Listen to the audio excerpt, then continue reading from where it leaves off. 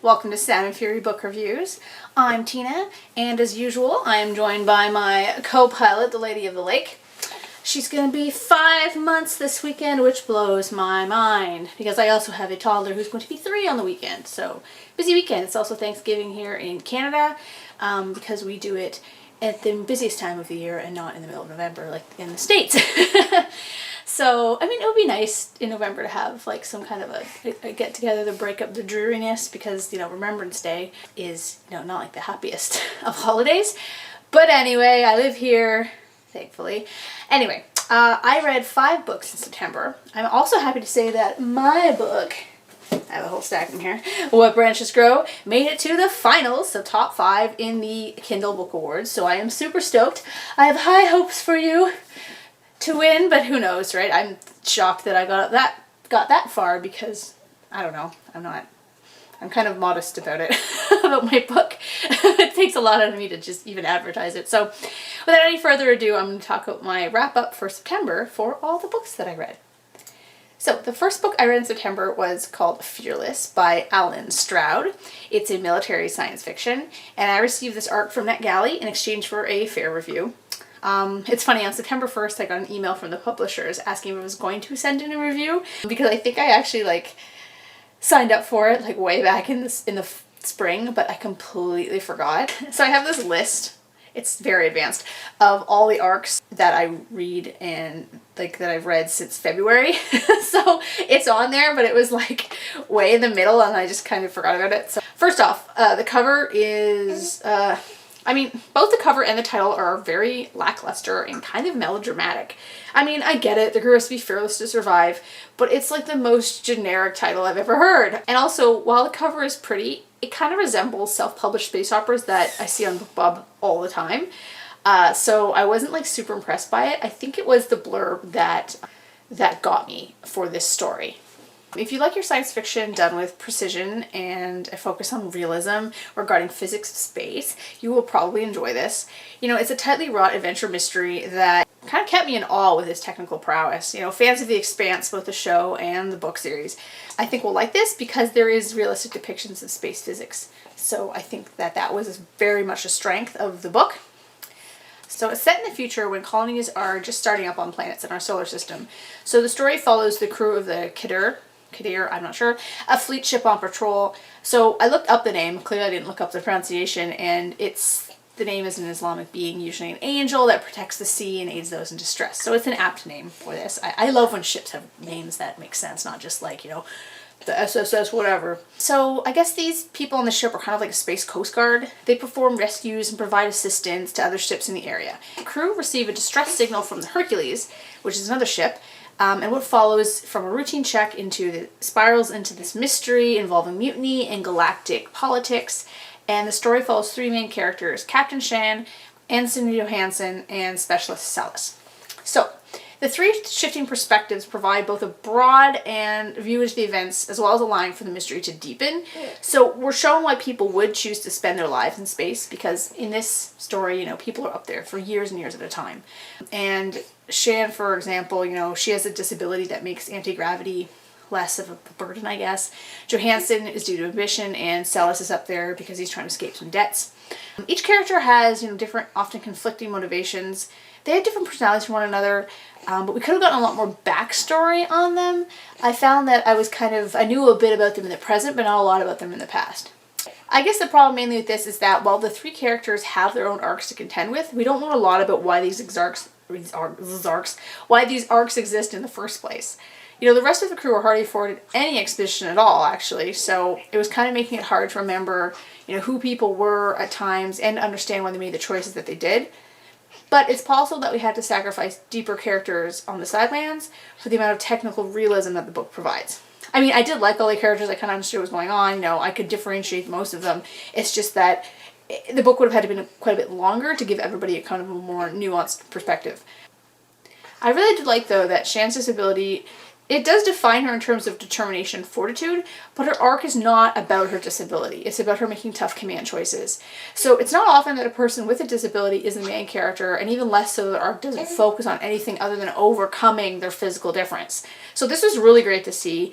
And though I'm not really sure whether she was truly born without legs or whether she has appendages and she has a spinal problem, they didn't really explain that. That's kind of one of the details that was lacking. Like little things like not really little, but like details like that were lacking in the story. I was kind of like, okay, but I just want a little more about this.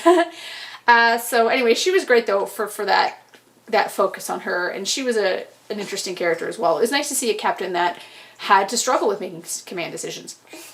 So the action and space maneuvering scenes were very well described, as I said, and the novel definitely keeps you on the edge of your seat. There's space battles, there's threats of mutiny, there's EVA excursions, there's lots of blood floating in space, and there's an interesting mystery too. It kind of felt like an old sea tale, but with no oxygen instead of waves being kind of the threat, and I very much enjoyed it, and I would definitely pick up the sequel if there is one. So, I give it like a 4 out of 5, and I recommend it to anyone who likes military sci-fi, hard sci-fi, and The Expanse. So the second book I read was Out of the London Mist by Lyssa Medana, not sure. Again, my pronunciation of things is terrible. So I got this book for free from whisperingstories.com, where I am a guest reviewer. The story follows John, who is a newly appointed lord in 18th century England, as he attempts to uncover who murdered his brother and why. So he's joined by his friend Sylvia, and he works to unearth the mystery, comfort his sister-in-law, and traverse the thick fog that's pervading the London streets. So this story is a lot of fun. For those who enjoy this time period, as I do, there is a glimpse into the life of both the upper and lower class, as well as a touch of the supernatural. So the novel is easy to read, as the prose is concise, and there didn't appear to be any anachronisms regarding the time period, which I appreciated because, I've probably mentioned this before, but the Victorian period was what I focused on when I was in university. So Victorian domestic fiction I know quite a bit. It's not like I have a PhD or anything, but as well as studying it in school, I did a lot of papers on it. I also read a lot of it. Not recently though. I need to get back into the old Victorian literature. What was I saying? So the things that need more detail though in the story. The characters' actions make sense and I liked them, but there could have been a lot more exposition to flesh them out as people. We're given a good reason for, most of what happens in the novel, but the book denies us more kind of exposition or extrapolation into the most interesting facets of the characters' backstories, such as, how did John and Sylvia meet? Why is Sylvia such an unorthodox woman, and why does she not care about being that? Did Clara really love Nicholas, or was it a marriage of convenience? Like, these kind of questions that I was interested in, we did not get any answers to. Kind of tied to that, the world building was a little lacking. I wasn't sure whether this was set in the actual, fin de siècle, or some alternative steampunk reality. The blurb prepares us for this a bit, but we're not getting any sort of grounding in the book proper. There are these ether stones that seem connected to electromagnetic fields, as far as I can tell. They don't really tell you. I'm just extrapolating that they're electromagnetic fields. Unfortunately, we're not getting a lot of detail into this aspect of the world. It's explained that not a lot is known about these ether stones, but it's distracting kind of not to know what they are for the intent of the reader in the setting, I spent a lot of time being like, what are these stones? What do they do? Blah, blah, blah, blah, blah. Stones, right? Case of 4 stones. Sorry. Every time I hear stones, I think of the Fifth Element, and then I have to quote it. The focus on... What was I talking about? There was also a bit of a focus on real historical discrimination that occurred in London during this time. That was well done, but it was downplayed by the steampunk paranormal aspects of the story. So it was almost like the book was trying to squeeze in too many things. Yet, despite all these little things, I did enjoy it very much. The mystery was very compelling. Clara's reaction to Sylvia was a lot of fun, and the story moves at a quick pace. It's a period piece with quirks that will entertain anyone that loves the era, I think. I give it a 3.5 out of 5. And thanks again to Whispering Story for allowing me to read it. The third book I read was A Touch of Death by Rebecca Crunden, and it's a dystopian science fiction. And thank you so much to the author for reaching out to me and offering me a copy in exchange for a fair review. So she reached out to me on my website, nostromopublications.com, named after the ship from Alien, because I am a nerd. And she asked if I could review it, and this was like a couple months ago, and I was like, of course I will, because I'm nice. So this book is an elegantly crafted, detailed, and realistic depiction of a dystopia that is consistent in its tone, its characters, and its prose. It's really well done, and I very much enjoyed it, and it was a treat to read this. So the story follows Kitty and Nate. I say Kitty funny because my sister calls herself Kitty. So anyway, The story follows Kitty and Nate, brother and sister-in-law, who go on the run when they are infected by a mysterious disease that the Tertullian government wants to keep under wraps. The story follows their journey through the far future and post-apocalyptic dystopia world. It's unfortunate that the cover, though, is so bland. I'm sorry. I don't like to nitpick, but the cover's very bland. A Touch of Death is a slow burn adventure that manages to give equal attention to action and twist as to character development, so it's extremely well done in that regard. It has a fantastic and tone-setting prologue that was great. The bulk of the story does move a little slow, but people's patience is rewarded by a novel that sinks its hooks into you. By the end, I was staying up like way too late at night reading it. Like I was like lying in my bed with my e-reader, like hunching down, just being like, I'll just do one more chapter. So where the novel really excels is showing how totalitarian regimes use fear to instill compliance in the population. Even Kitty, who's the daughter of a top diplomat, really has no control over her life. This is executed in a way that doesn't feel like heavy-handed and it's not done with an exposition dump, which was nice. You know, we're given examples of the state of the world as the characters move through it, as well as hints to how the world came this way. I loved that aspect, that I had to kind of figure out what was going on in that way. It was artfully done, and it made for a very interesting read.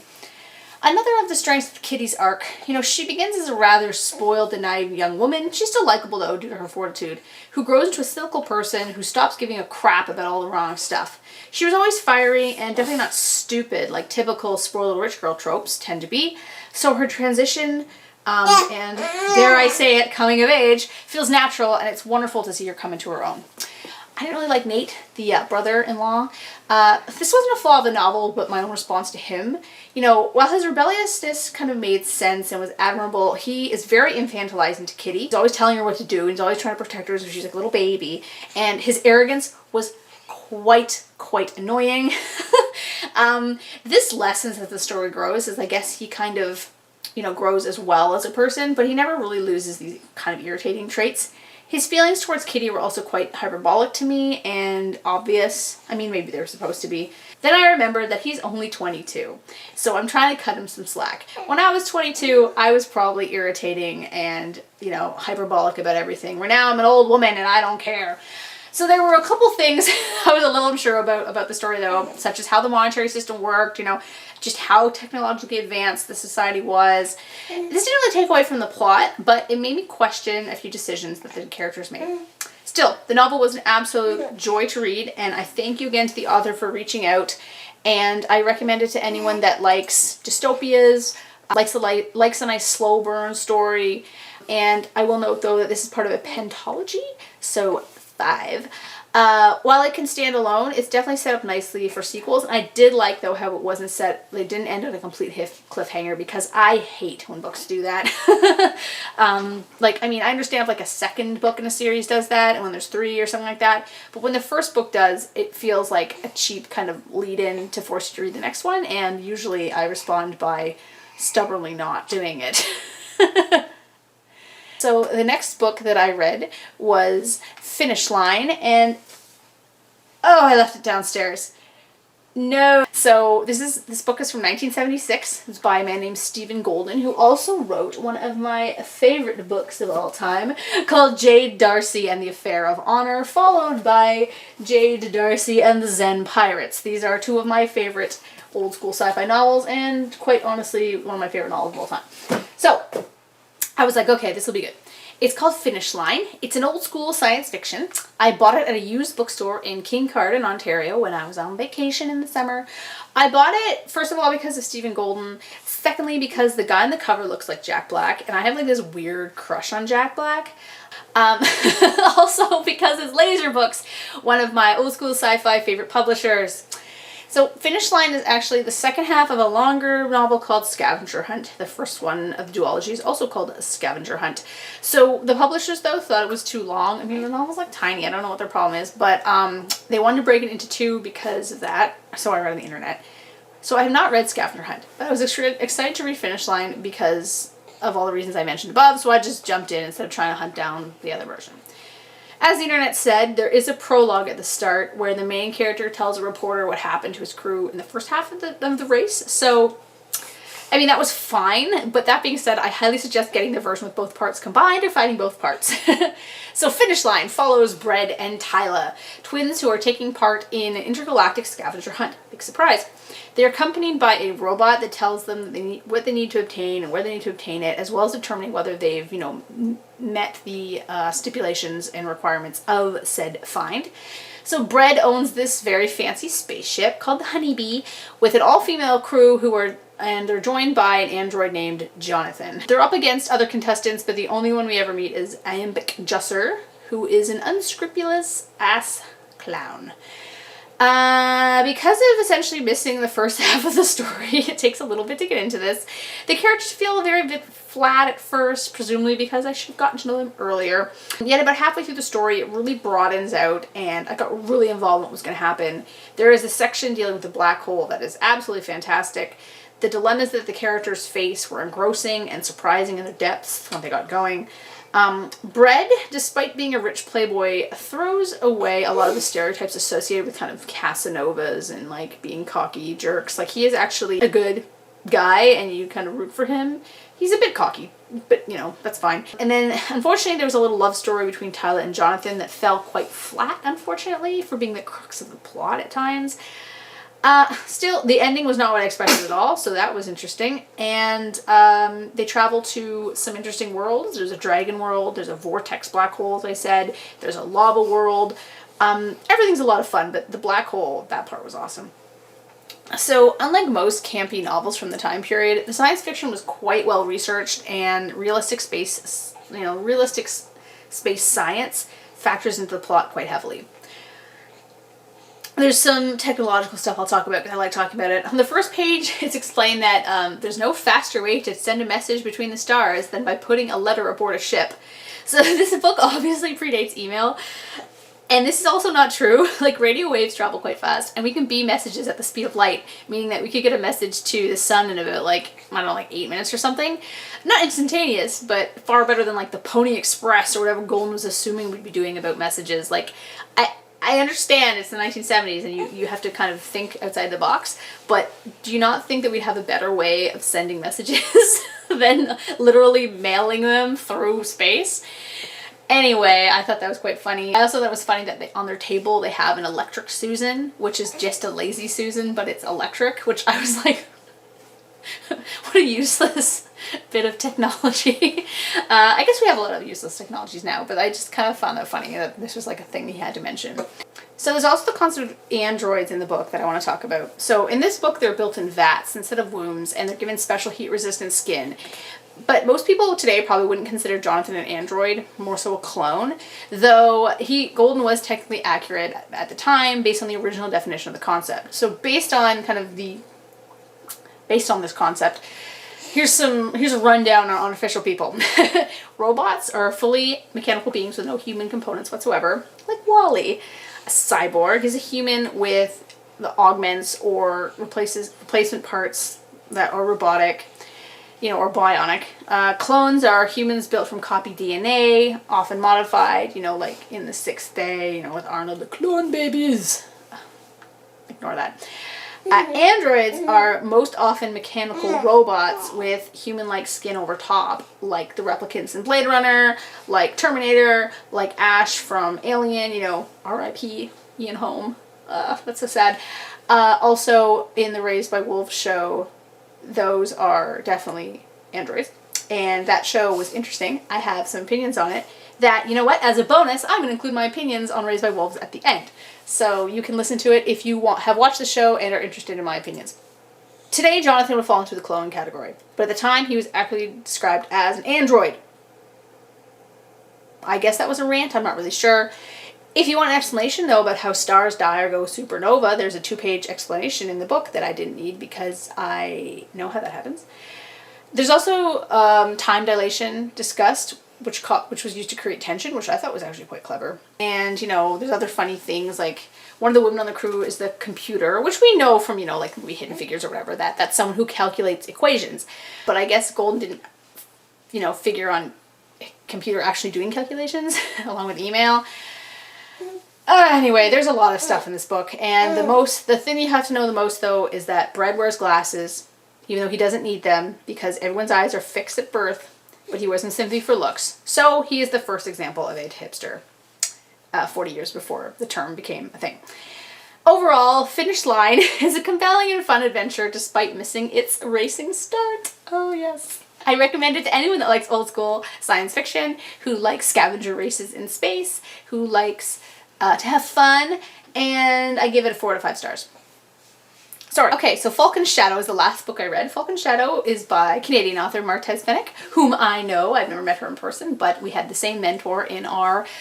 Actually, I'm not sure if she was in the same program as I am, but either way, we had the same mentor. I read her book, though, because the first book is fantastic. This is a sequel to 8 Pointed Cross that I reviewed before.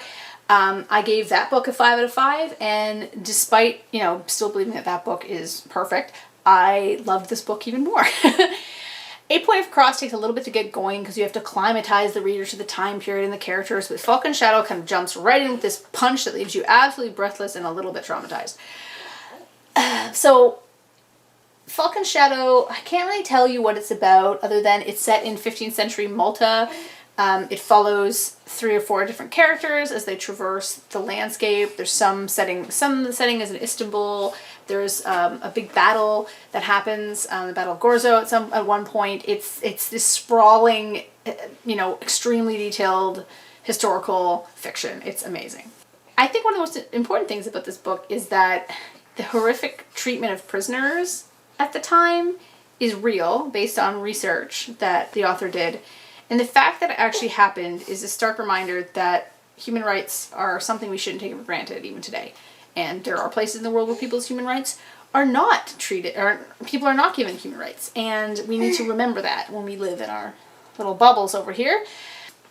If you find anything that happens in this book, because there's a couple little torture scenes, like they're not gratuitous, and they definitely are required because that's what happened back then.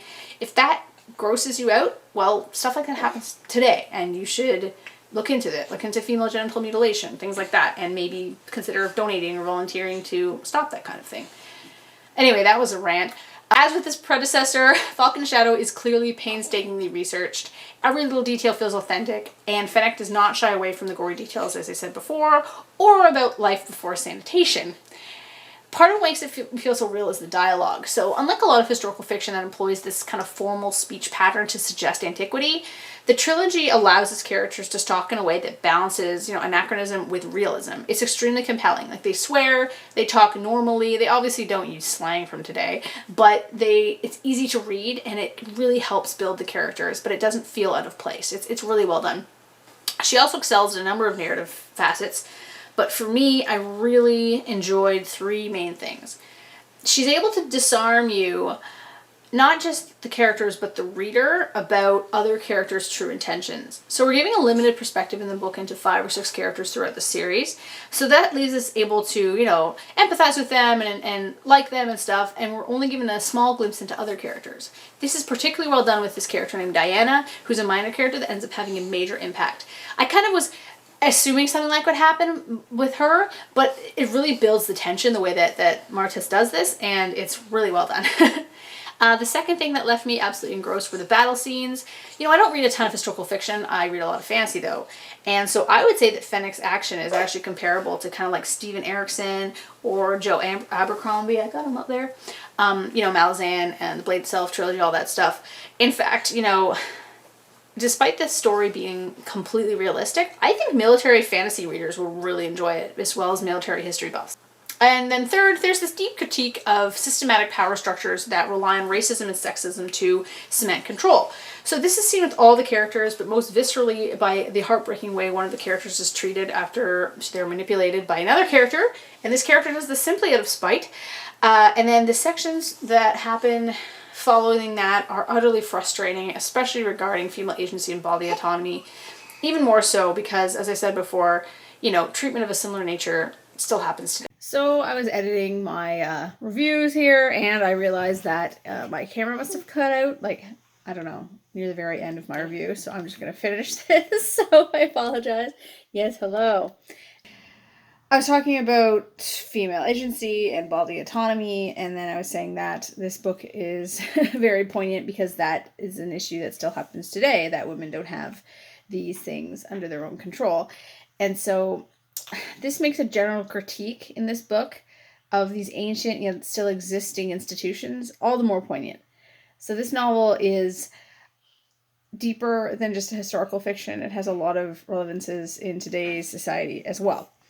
And, I would go further, but I'm, doing this weird phone video now, and I'd be branching into spoilers. So I'm just going to say that if you enjoy impressively researched history, realistic characters for whom you root and despair, and a story that dries out your eyes from compulsive reading, you should get Falcon's Shadow. And I give it a 5 out of 5 stars. Big surprise. So stick around if you want to watch my review of the Raised by Wolves TV show. It's not really a review as much as just like a weird bunch of commentary. And if you want to see a clip of my dog, Denny, or my dog Ruger, as usual, I have not decided which clip because they don't do anything now. Anything exciting. They just sit on the couch and sleep because they're lazy. Yeah. Or I could show her some more, but you see her enough. Right? Okay, so I told you I would talk about Raised by Wolves, which I watched the last couple weeks on Crave, so thank you to my sister for letting me use her account. Here's my overall impressions. So there's spoilers for sure. I'm just going to say that it's a post-apocalyptic show with 2 gendered characters, 2 androids. This note has validity why I'm mentioning that they're gendered. Raising a bunch of kids on a new planet. Earth was destroyed in a war between Mithrix, who are these Crusades-based kind of religious zealots, and the atheists, apparently. It's a very stylistically beautiful show, and Ridley Scott directed the first 2 episodes. So it is really interesting, and I do recommend it. So here's kind of my critical take on it. So spoilers for sure, do not listen if you have any intention of watching the show. So I definitely enjoyed it for sure. It's really engaging, it's very fast-paced, the characters are pretty fun, and the special effects are really good for a TV show. I did like the concept, and, it had a really good amount of suspense and tension and mystery. It was very good. But here's my critical take, and it's very feminist because, given the themes of the show, I think it's a valid way of looking at it. So, we have a lot of women in the show, which I liked. But most, I'd say all of their plots revolved around motherhood in some way. And yes, I realize that is a theme of the show, but you can have a theme and not, bludgeon it into everyone's face. So we have the minor characters, right? We have Tempest, who's pregnant with, because of sexual assault. She doesn't want to be pregnant. That's her entire arc, really. We have a couple other women in the background, some Mithril women without names, a couple children. They don't really have a story. I mean, maybe they will later, but currently they're just part of the story. What do you want? You don't agree? Then we have Paul's mother, Mary or Sue or whatever. She's obsessed with finding her son. Understandably, I get it. I have 2 kids. But that's her entire deal. Her husband, as a contrast, gets a backstory about his life on Earth. He has a whole arc about being corrupted by power. He's all for finding his son too, but he has other facets to his character. Mary, other than being a medic and being tough, we know nothing about her other than that. Oh, we know she's infertile. But I'll talk about that in a minute, but that's all we know about her. She doesn't get a little backstory. We don't know what she was doing in the war. We don't know what spurred her to become an atheist, etc. So that was kind of disappointing. And then we have Mother, the titular character, I guess. She's a crazy-ass robot necromancer, a title which I'm not sure makes any sense because necromancers raise the dead, but whatever. My sister pointed out that it's possible that creator guy that she's in love with implanted that feeling in her, this obsession with motherhood, and that does make sense. I have no issue with that arc. I actually think that's really interesting, an android being obsessed with being a mother. I think that's a great concept for sure. But my kind of critical take on the show is that there's a classic problem here. You have male writers and all but one female director, and this show feels to me like upon completion of season 1, that the men had no idea how to write the women without giving them motherhood issues. As a mother myself, I understand the compulsion to save your children. I totally get that 100%. And it is a part of the story that made me, when the little girl at the start falls in the hole, I was like, oh my god, it was terrible. But to give every character in the movie that has a vagina a mother arc is quite annoying. Why couldn't Mary Why couldn't Mary be the captain and her husband be the medic / obsessed father? Then you could have Mary be the corrupted leader. I don't understand why Mary has to be infertile for her to be so obsessed with Paul. You know, that seemed like an unnecessary detail to include. Is it supposed to be some sort of explanation for something that didn't need explaining? I don't know. It felt disingenuous to people who do have trouble conceiving. I mean, I had trouble conceiving. Like, it took us like a year and a miscarriage to get our kids, but, you know, whatever. But, I mean, not like I was, like, offended by it. I just was like, why is that important? Mothers, you know, adopted mothers, fathers, anybody that has kids loves their kids and wants to save them. Like, I don't understand why that detail was necessary. I also thought the whole, you know, mother being pregnant thing was a rather good trick. Kind of like a red herring in a sense.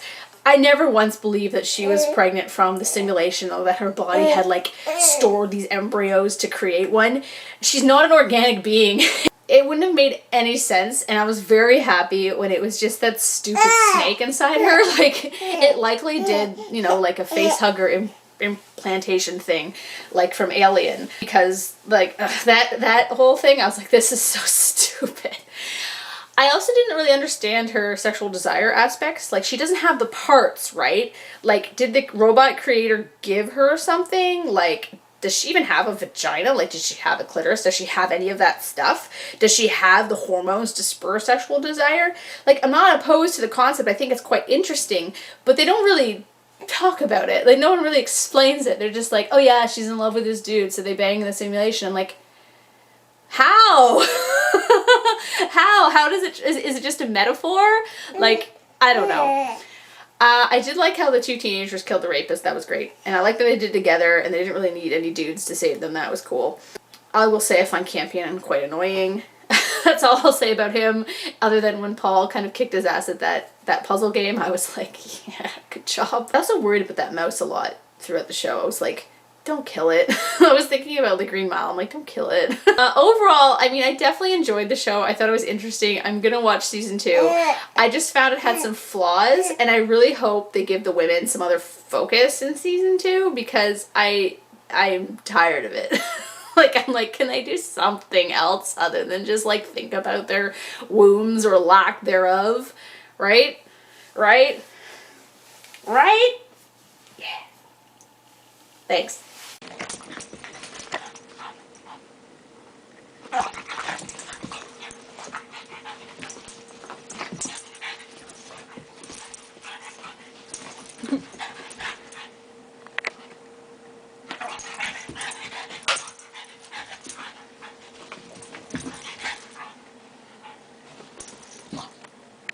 Good boy.